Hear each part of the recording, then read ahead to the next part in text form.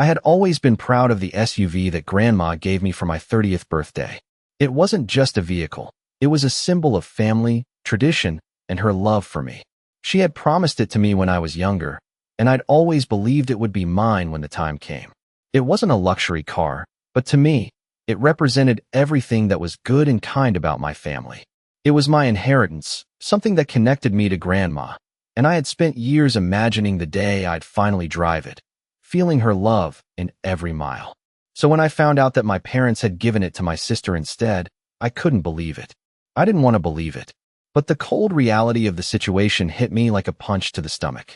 I was the one who had spent hours listening to Grandma's stories, the one who always took care of her when she needed help. And yet, my sister, who had only come into the picture years after Grandma's promise, was now the one driving the SUV. I was crushed, confused, and angry. My parents, John and Martha, brushed it off like it was no big deal. They said it was just a car, as if that made everything better.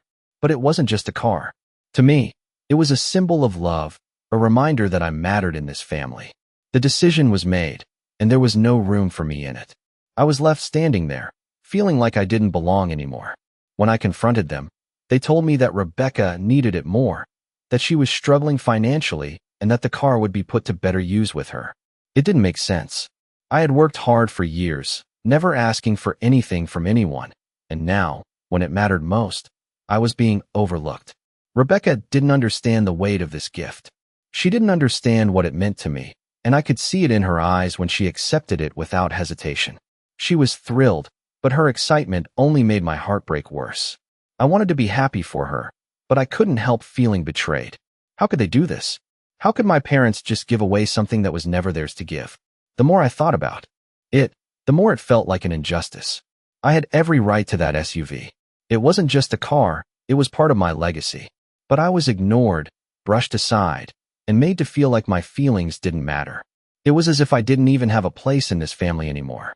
The more I thought about it, the more I realized that I couldn't let this slide. I couldn't let them erase the years I had spent being a good daughter, the times I had shown up when they needed me. The more I tried to reason with myself, the more I knew I couldn't just accept this. I had to do something. I had to make sure that this didn't go unnoticed, that Grandma's gift didn't get thrown away like some trivial object. I needed to confront them, to let them know how much this hurt. It wasn't just about the car anymore. It was about respect, love, and my place in this family. I couldn't sit back and watch as everything I had worked for was taken from me. But how could I even begin to talk about it? How could I make them understand? I had to find a way to get through to them, to make them realize that what they had done was wrong. It wasn't about the SUV. It was about the principle of it all, about the fact that I had been forgotten, that my years of loyalty had meant nothing to them. And I wasn't going to let that go without a fight. I didn't know how to process what had just happened. I felt like the world had tilted on its axis, and I was left standing in a place where nothing made sense. The car, the one Grandma had promised me, was gone. It wasn't just a car. It was a legacy, a symbol of the years of love and effort that had been put into our family.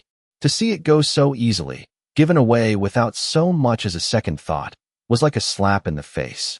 I had worked hard, done everything right, and yet here I was, cast aside, while my sister, someone who had always seemed to get everything handed to her, was now in the driver's seat of my future. The more I thought about it, the angrier I got. I tried to reason with myself, to understand why my parents had made such a decision. But there was no explanation that made sense. It didn't add up. It wasn't just about the car. It was about respect, about being seen. I had been there for every family event, every holiday, always making sure things ran smoothly. But now, it felt like I was nothing more than an afterthought. How could they do this to me? I couldn't stop thinking about how easily my parents had brushed me aside. It hurt in a way I couldn't quite describe. Rebecca had never been part of our family history like I had. She hadn't spent the nights helping Grandma with her medicine, or the afternoons sitting with her, listening to her stories. No, Rebecca had just shown up, and suddenly she was the one with the keys to the car. My car. And that wasn't just about the physical keys. It was about what that car represented. It was about who I was in this family. My place had been usurped, and there was nothing I could do about it.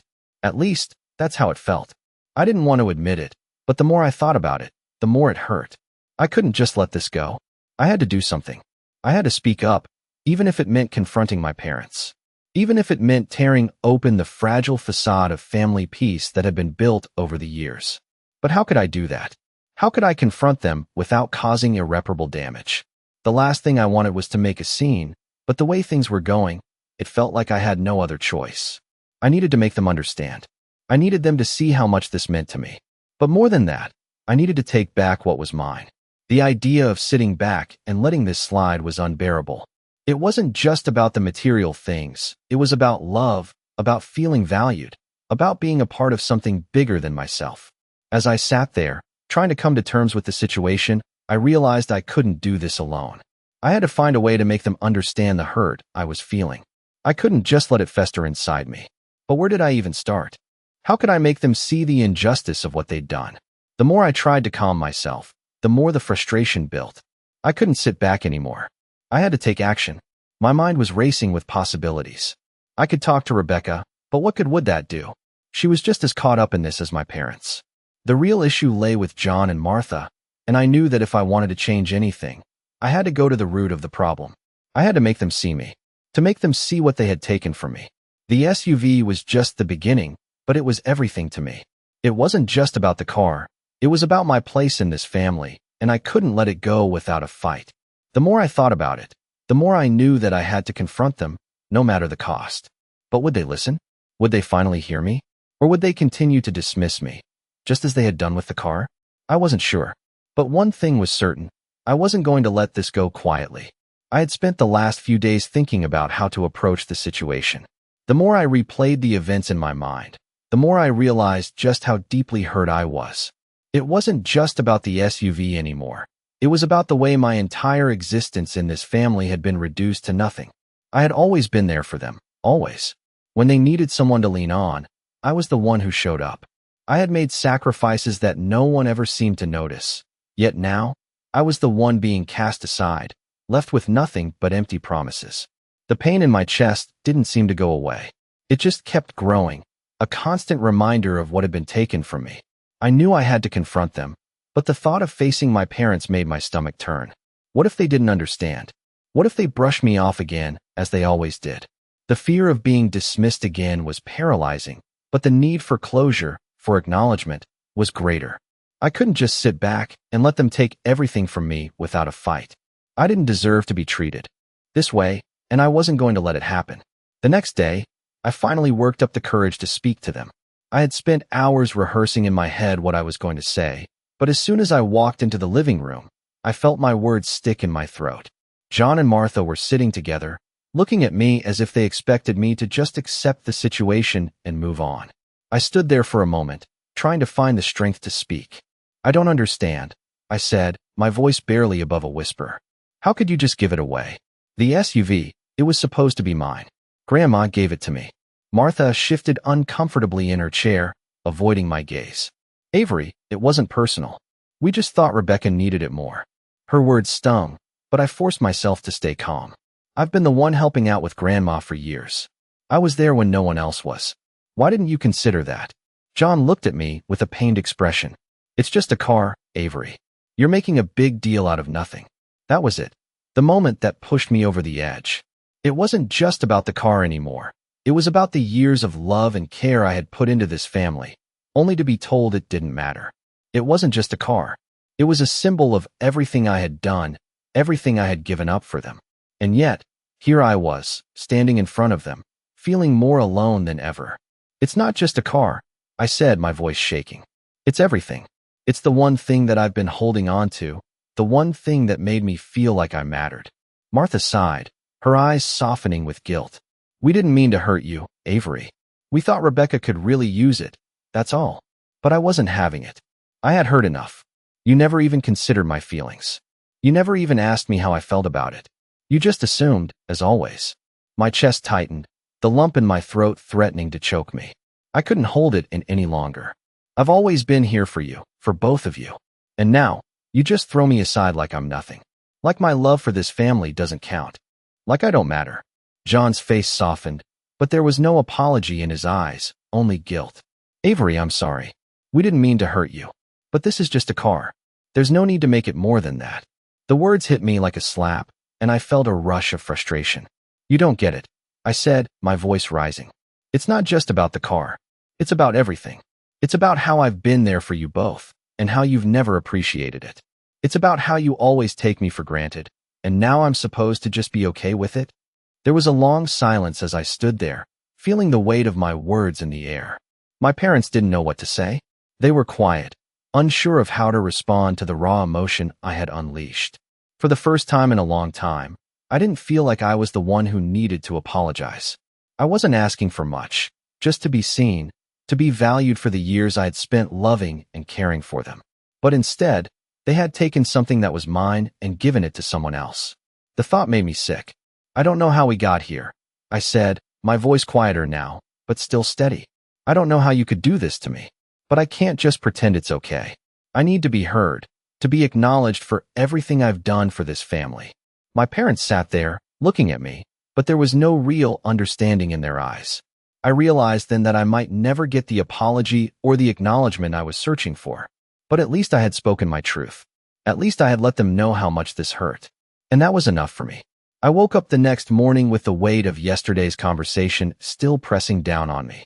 I couldn't shake the feeling that something had changed forever. I had spoken my truth, but in doing so, I had opened a wound that I wasn't sure could heal. My parents, John and Martha, hadn't apologized, hadn't even come close. Instead, they had dismissed my feelings like it was all just a misunderstanding.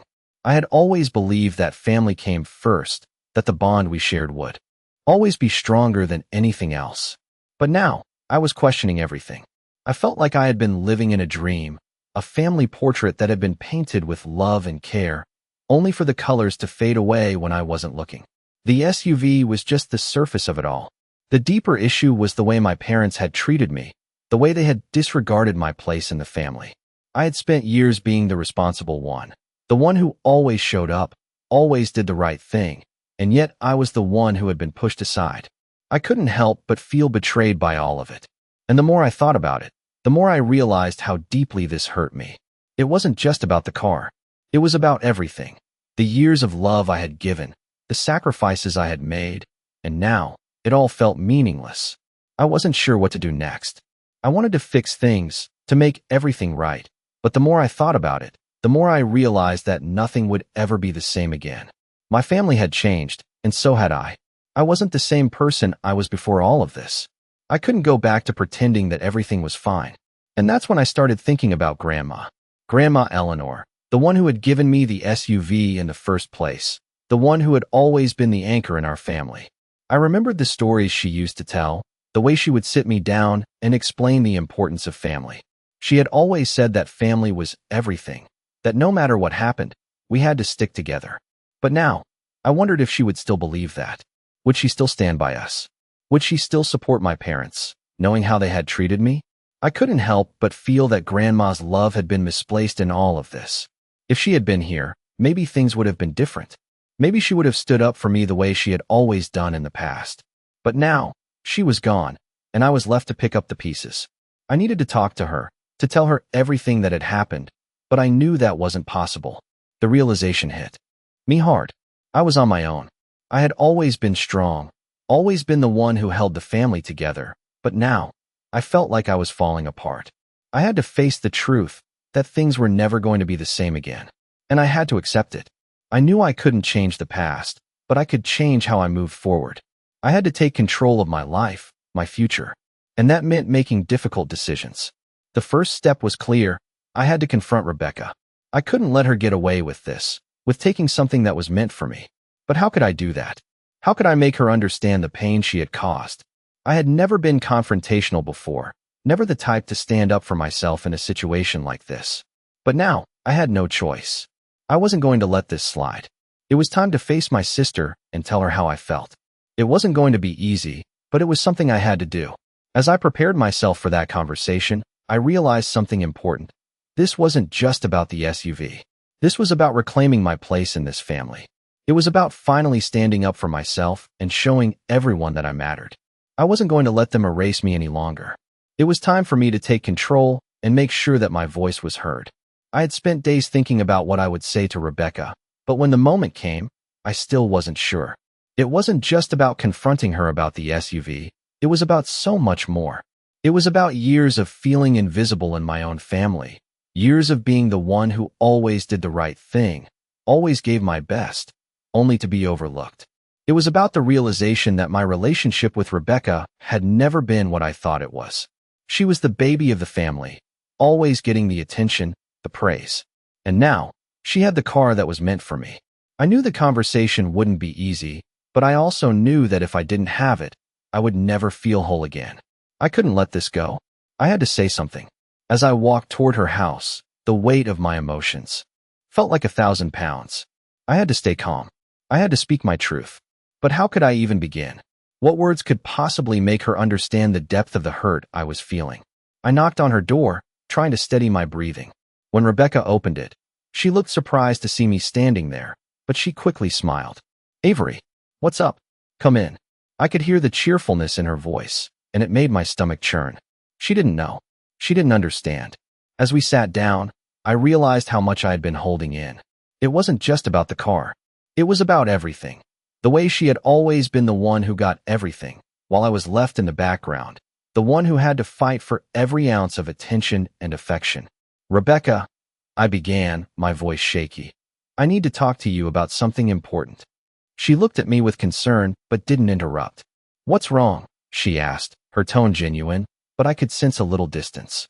I wasn't sure if it was because she didn't know what I was about to say, or if it was because she already knew. "It's about the SUV," I said, trying to keep my voice steady. Her face immediately shifted, the smile fading from her lips. "Avery, I don't want to fight. I know this is awkward, but Mom and Dad said it was fine. They said it was for the best." Her words stung, but I pressed on. "It's not about that. It's not about the car at all." Rebecca frowned, clearly confused. "Then what's the problem? It was just a car. I thought you'd understand." The way she said it, as if it was no big deal, made my chest tighten. "It's not just a car, Rebecca. It's the one thing Grandma gave me. The one thing I've always known would be mine. And you just took it without even asking. I've been the one here for Grandma, the one who helped when no one else did. And now, this is how it ends." I paused, feeling the lump in my throat. "You didn't even think about me." She looked away, not meeting my eyes. "I didn't know it meant that much to you," she whispered. "I didn't know." There it was, the truth. She didn't know. She had never considered my feelings, never thought about how much this meant to me. It had always been about her, what she wanted, what she needed. And now, she was trying to play the victim. I couldn't hold it in anymore. "That's the problem, Rebecca. You never know. You never care. You've always taken, but never given." My voice was getting louder now, the words flowing out faster than I could control. "You don't understand what it's like to be overlooked, to be the one who's always there, but never gets anything in return. I've spent my whole life making sure everyone else was happy, making sure the family stayed together, and you've never once cared about what I needed." The silence that followed was heavy, suffocating.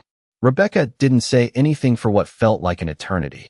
Finally, she spoke, her voice barely a whisper. "I didn't mean to hurt you."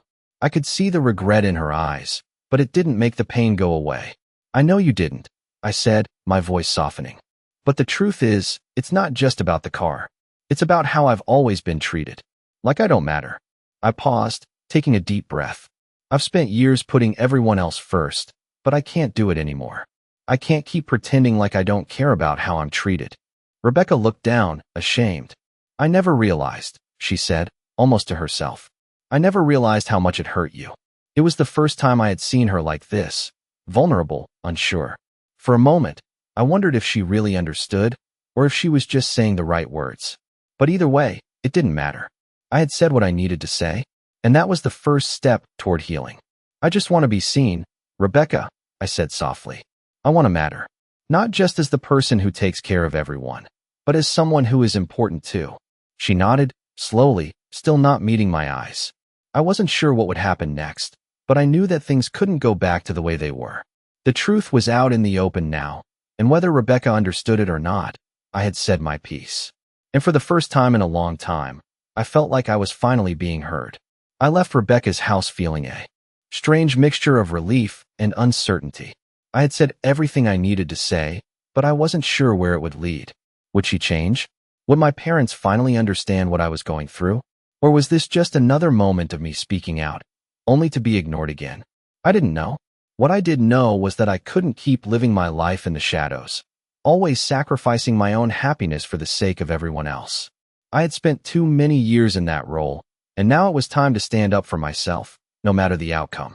The next few days passed slowly, each one dragging as I waited for something, anything, that would signal a change. My parents didn't call, and neither did Rebecca. It was like nothing had shifted at all. I began to doubt whether I had done the right thing. Maybe I had gone too far. Maybe I had ruined something that couldn't be fixed. But then, one afternoon, my phone rang. It was John. My heart skipped a beat, and I hesitated before picking up. "Avery," he said, his voice calm, but not the usual cheerful tone. "I think we need to talk." I knew this conversation was coming. The question was whether it would be just another round of excuses or whether things had actually changed. "Okay," I said, trying to keep my voice steady. "What about? Can you come over? We need to sort this out." I agreed, and within the hour, I was sitting in their living room, facing my parents. The silence between us was thick, the tension palpable. I couldn't tell if they were angry with me or if they were just unsure of how to handle the situation. "We've been thinking," John said finally, breaking the silence. "About everything you said." I waited, holding my breath. And Martha looked at me, her face softer than I expected. "We didn't realize how much you were hurting," she admitted.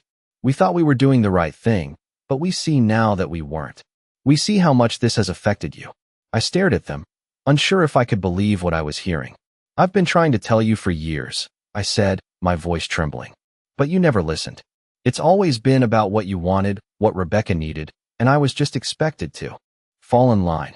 There was a pause, and then John spoke again, his voice quieter this time. "I'm sorry. We didn't see it. We didn't understand."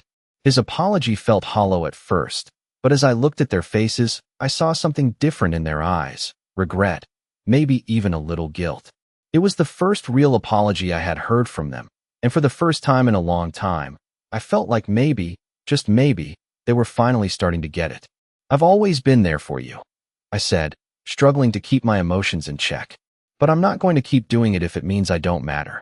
I can't keep being the one who gives and never gets anything in return." Martha reached out, her hand resting on mine. "We know, and we're sorry. You matter, Avery. You've always mattered." The words didn't fix everything, but they did something important. They opened the door for change. For the first time in a long time, I felt like I was being seen. It wasn't the end of the road, and I knew it wouldn't be easy, but it was a start. I didn't expect everything to magically be better, but at least now, there was a glimmer of hope. I could feel the weight in my chest starting to lift, even if just a little. The road ahead would be difficult, and I knew that rebuilding the trust and connection with my parents would take time, but for the first time in a long time, I wasn't alone in this. I wasn't fighting to be seen anymore. They were finally seeing me, and that was a beginning. As I left their house that evening, I felt a strange peace. Things weren't fixed, not yet, but there was hope. For the first time in so long, I felt like I had the power to shape my own future, to make sure that I was no longer the person who was overlooked. I had spoken my truth, and maybe, just maybe, my family was finally listening. I woke up the next morning with a sense of unease, as if everything that had happened was still hanging in the air, unresolved. The conversation with my parents had left me with more questions than answers. They had apologized, but did I believe it? Could I trust that they really understood what I had been through? Or were they just saying the right things because they felt guilty? I didn't know. The house felt quieter than usual, like the walls were holding their breath, waiting for something to change. I tried to push it all out of my mind, but I couldn't. The hurt was still there, a dull ache that lingered in my chest. I needed to talk to Rebecca again. We hadn't had the conversation I wanted to have. I couldn't shake the feeling that there was more to this than I had realized. It wasn't just about the SUV, it was about something deeper, something that had been festering in our relationship for years. I had always been the one to take care of everything, to hold the family together, but where was she in all of this? I needed to know. So I called her. It was time for us to finally have the conversation that had been long overdue. When Rebecca answered the phone, there was a hesitation in her voice. "Avery," she said, sounding surprised. "Are you okay?" I took a deep breath before answering. "No, I'm not okay. We need to talk." There was a long pause on the other end of the line. "About what?" she asked, her voice quiet. About everything, I replied, trying to keep my emotions in check. About the car, about how I've been treated, about everything. Avery, I don't know what you want from me, Rebecca said, sounding defensive. I didn't mean for things to go like this. I never wanted to hurt you. Her words stung. I had heard that before. But you did, I said, my voice trembling. You hurt me. And it's not just about the car. It's about how I've always been the one who has to do everything. It's about how you've never seen me, never understood how much I've sacrificed for this family. I didn't know, she said, her voice cracking. I didn't realize. I'm sorry, Avery. The apology felt hollow, as if it was too little, too late. It's not just about the apology, Rebecca, I said, trying to keep my voice steady. It's about everything. You don't get it. You never have. You've always gotten everything handed to you, and I've had to fight for every little thing. That's not true, she said, her voice rising. I've worked hard. For everything I have. I've sacrificed too. Sacrificed. I echoed, my anger starting to rise. What have you sacrificed? You've always had it easy, and now you're trying to act like you're the victim here? There was a long silence on the other end of the line. I didn't mean to take the car, she said softly. I didn't know how much it meant to you, but I was just following what Mom and Dad said. I thought they knew best. I let out a frustrated sigh. That's the problem, Rebecca. You've always just followed along. You've never stopped to think about what I wanted, about what I needed. And now, you're trying to act like everything is fine, like nothing happened. But it's not fine. You took something that was mine, and now you're trying to justify it. I'm sorry, she said again, but the words didn't carry the weight they needed to. I didn't mean to hurt you, Avery. I just wanted things to be better between us. Better? I scoffed. This is how you make things better? By taking what's mine and acting like it's no big deal. I paused, taking a deep breath. You have no idea what it's like to be me, to be the one who has to always do the right thing, to always put everyone else first. I've spent my whole life doing that, and what do I get in return? Nothing. Not even the one thing that meant something to me. Rebecca was silent for a moment, and when she spoke again, her voice was quieter. I didn't know. I didn't realize it was that bad. Of course you didn't, I said bitterly. You've never had to. You've always had everything handed to you, while I've been left in the background, taking care of everything else. I'm tired of it, Rebecca. I'm tired of being the one who always has to take the fall. There was another long pause. I don't know how to fix this, she said quietly. But I want to. I want to make things right. Her words didn't ease the pain, but they did make me wonder if there was hope for us. Maybe this conversation wasn't the end, but the beginning of something. Maybe we could start over, rebuild our relationship. But I wasn't sure. Not yet. I didn't know if I could forgive her for everything, for the years of feeling like I didn't matter. I didn't know if I could ever trust her again. But for the first time in a long time, I felt like there was a possibility of change. A possibility that maybe, just maybe, we could fix what had been broken. I didn't expect things to get better overnight, but as the days went on, something in the air started to shift. It was subtle at first, a small gesture from Rebecca, a longer than usual hug from my parents. I wasn't sure if I could trust it, but part of me wanted to believe that things could change. I wasn't ready to forgive them entirely, not yet. The wound was still fresh, and the hurt was still there, lingering beneath the surface. But at least they were trying. At least they were showing that they understood how much they had hurt me. That, for the first time in years, they were acknowledging my feelings. It wasn't perfect, but it was a start. It was something. I started visiting my parents more often, trying to rebuild the connection that had been broken for so long. The silence between us was still there sometimes, but it wasn't as heavy as it had been before. There were awkward moments, sure, but we were learning to navigate them, to talk about the things that had been left unsaid for far too long. Rebecca and I still had a lot to work through. There were days when it felt like nothing had changed, when the old resentments bubbled up again. But there were also moments of clarity, times when we laughed together, when we shared memories that hadn't been tainted by all the bitterness. I could see her trying. I could see her beginning to understand. It wasn't perfect, but it was progress.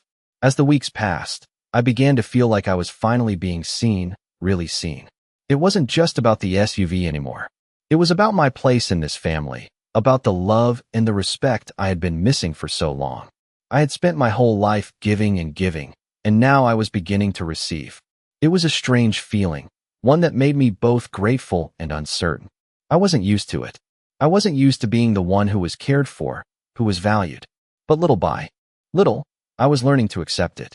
One evening, after a long conversation with Rebecca, we sat in the living room, our feet tucked beneath us, as we shared stories from our childhood. There was a softness in her voice that I hadn't heard before, a vulnerability that made me realize just how much she had been struggling too. "Avery," she said quietly, her eyes focused on the floor, "I know I've messed up. And I know I can't make up for everything, but I want to try. I want us to be close again. I want us to be sisters, like we used to be." I didn't say anything at first. I just looked at her, taking in the sincerity in her eyes. For the first time in a long time, I felt like she meant it. It wasn't a perfect apology, but it was the first step toward healing. "I want that too," I said, my voice barely above a whisper. "But it's going to take time, Rebecca. It's going to take a lot of work." She nodded, her lips trembling slightly. "I know. I'm ready to do the work. I'm sorry for everything." The words were simple, but they carried a weight that I hadn't expected. And as I looked at her, I realized something important. It wasn't about the SUV. It wasn't about the car or the things we fought over. It was about the love we had for each other, the bond that had always been there, even if we had forgotten it for a while. "I'm sorry too," I said softly, surprising myself. "I've been holding on to a lot of anger, a lot of hurt, but I'm ready to let it go. I'm ready to move forward." And for the first time in years, I felt like I was finally free. Not free from the past, but free to move forward, to rebuild the relationships that mattered most. It wouldn't be easy, and I knew there would be more bumps along the way. But in that moment, I felt hopeful. Maybe it wasn't perfect. Maybe it would take time. But we were starting to heal, to piece things back together, and that was enough. For the first time in a long time, I felt like I was finally where I was supposed to be, and that, in itself, was worth everything. I stood in the kitchen that morning, the sun streaming through the windows, and for the first time in a long time, I felt a sense of peace. It was a strange feeling, one I hadn't felt in years. The weight of everything, the resentment, the hurt, the anger, had lifted, even if just a little. It wasn't perfect, not by a long shot, but it was progress. I had spent so many years fighting for my place in this family, trying to prove that I mattered, that I was worth something. But now, it felt like I was finally starting to be seen. Maybe it wasn't the way I had imagined it, but at least it was real. Rebecca and I had come a long way, and while we still had a lot to work through, there was hope. I couldn't deny that. But it wasn't just about Rebecca. It was about my relationship with my parents, too. They had apologized, but I knew that their actions would speak louder than their words. It wasn't enough to simply say they understood, they had to show it. The following weeks were a mixture of awkward silences and tentative steps forward. My parents tried, I could tell. They made an effort to spend time with me, to show that they cared. But the damage wasn't gone. It couldn't be fixed overnight. I still felt that sting, that part of me that wasn't fully healed. It wasn't just about the SUV anymore. It was about the years of neglect, of being the one who always gave, always cared, and never received the same in return. I wanted to forgive them. I truly did. But it was hard. Every time they did something kind, I couldn't help but wonder if it was genuine or just an attempt to make up for their past mistakes. I still wasn't sure. But I was trying, and that was all I could do. I had to take things one step at a time. It was a slow process, but I was learning to trust again. It was scary, though. I had spent so many years guarding myself, protecting my heart from the pain of being disappointed. Letting go of that fear wasn't easy, but it was the only way to move forward. As the days passed, I started to feel a shift within myself. I wasn't just going through the motions anymore. I was starting to live again. I was starting to feel like I mattered, not just to my family, but to myself. And that was the most important thing. One evening, as I sat on the porch, looking out at the sunset, I realized that I had finally found my peace. It wasn't perfect, but it was enough. I had learned to let go of the past, to stop trying to control everything. I had learned that sometimes the best thing you can do is just breathe and allow yourself to be. And in that moment, I understood something important. Family isn't about perfection. It's about love, and sometimes love means accepting the imperfections and learning to move forward. I didn't need the SUV to feel important. I didn't need anyone's approval. I just needed to be true to myself. And that was enough. In the end, the love I had been searching for was always within me. It was never about what I could give or how much I could sacrifice. It was about accepting myself, flaws and all. And that was the greatest gift of all.